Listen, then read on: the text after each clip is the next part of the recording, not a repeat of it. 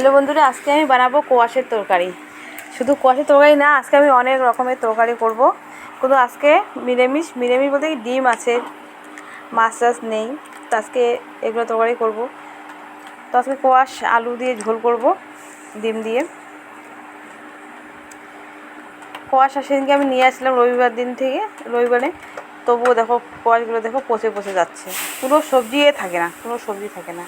তো এখানে দেখো এই যে কচু বাগান আমাদের বাড়ির সামনে, সবাই কচু লতা, কচুর ফুল টুল সবাই ছিঁড়ছে। তাই আমি ভাবছি আমিও করে কচুর পাতা নিয়ে আসি, কচুর পাতা রেসিপি বানাবো, চাটনি করব। এই যে যাচ্ছি কচুর পাতা আনতে। সামনে কত জঙ্গল আমাদের বাড়ির সামনে, দেখছেন? কী করবো, ভাত হলে যা হয় আর কি, কিছু বলাও যায় না কাউকে। তো এই যে এখানে কচুর বাগান, আমি এখান থেকে কচুর পাতা ছিঁড়বো। যেগুলো কচুর পাতা আছে, ওইগুলো কচুর পাতা ছিঁড়ে নেব কয়েকটা। আমি বেশি লাগবে না, আমার অল্প হলে হবে।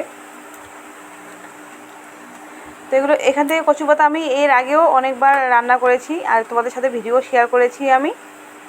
তো আজকে আবার মন মানে চাইছে খাবার আর কি। আজকে আবার আমি এই যে ছিঁড়ে নিয়ে যাচ্ছি। তো এই যে কড়াইতে তেল দিয়েছি, গরম হয়ে গেছে, দিয়ে দিলাম কচু পাতাগুলো। ভালো করে ধুয়ে পরিষ্কার করে নিয়েছি, কেটে নিয়েছি। সংবাদ আমি দিয়েছি, 5 ফোড়ন, শুকনো লঙ্কা দিয়েছি, আর কাঁচা লঙ্কা রসুন তো আমি দিবই। এগুলো বাড়িতে কেউ খেতে চায় না, শুধু তোমার দাদাভাই আমি খাই, বাচ্চাগুলো কচু খেতে চায় না, ওদেরকে মুখে চুলকায়। কিন্তু কচু সেটা আমার ভালো লাগে, কচুর পাতা চাটনি হোক বা যে কোনো হোক ভালো লাগে কচু শাক। তো আমি এখানে বসে দিয়ে দিচ্ছি কাঁচা লঙ্কা গোটা দিলাম, রসুন দিলাম, এগুলো গলেই যাবে। আপনারা চাইলে থেতো করে দেন বা চিড়ে দেন লঙ্কাগুলো, তবুও চলবে। আমি গোটা দিয়েছি, গলে যাবে এগুলো, সেই জন্য আমি গোটা দিয়ে দিলাম। তো বন্ধুরা, তোমাদের কচু শাক কেমন লাগে কমেন্ট করে জানাবে। তো এখানে দিয়ে দিলাম স্বাদ অনুযায়ী নুন,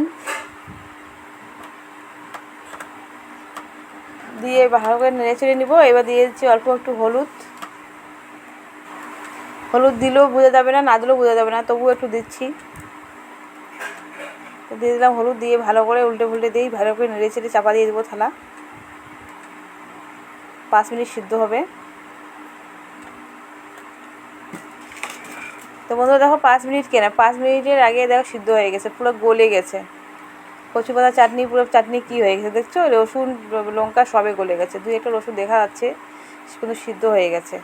তো এটা আমি ভালো করে ভেজে নিব।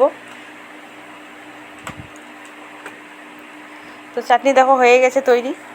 শর্টকাট তোমাদেরকে দেখালাম বন্ধুরা, তো কারণ তোমরা সবাই জানো কচু পাতা চাটনি কী করে বানায়, কারণ আমি আজকে অনেক তরকারি রান্না করব। তো হয়ে গেছে চাটনি। যাদের কচু পাতা চাটনি ভালোবাসো, এইভাবে রান্না করে খাও, খুব ভালো লাগবে। তো এখানে আবার কড়াই বসে দিয়ে দিলাম, ধুয়ে তেল দিয়েছি, কালো জিরে দিয়েছি। এখানে এই যে ডাঁটা, কাটলের বিচি, আলু আছে, আমি এটা দিয়ে সর্ষে বাটা দিয়ে তরকারি করব। ডাঁটাগুলো মানে রবিবার দিন নিয়ে আসলে চিকন ডাঁটাগুলো নষ্ট হয়ে যাচ্ছে, ডাঁটাগুলো বানিয়ে ফেলি। এখানে কাঁচা লঙ্কা, সর্ষে বাটা দিয়ে দিলাম। সাদা সর্ষে নিয়েছি আমি, কালো সর্ষেটা দিয়ে বেশি ভালো হয়, কোনো কালো সর্ষে ঘরে ছিল না, তাই সাদাটাই দিলাম।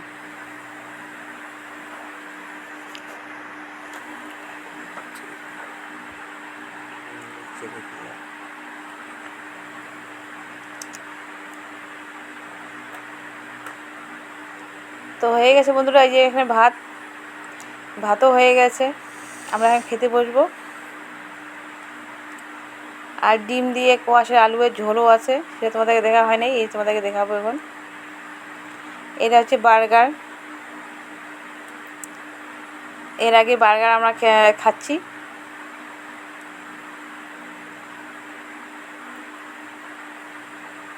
বার্গারটার মধ্যে এখানে আলুর টিক্কি দেওয়া আছে, আলুর টিক্কি, পেঁয়াজ, বাটার, চিজ, টমেটোর, এগুলো দেওয়া আছে। তারপরে এই যে এখানে ডিম, আলু, কোয়াশ। তো আজকে রান্না হচ্ছে এটাই। এদিকে কচু দেখতে পারলেন তো, আমাদের রান্নাঘরের পিছনেও কচু।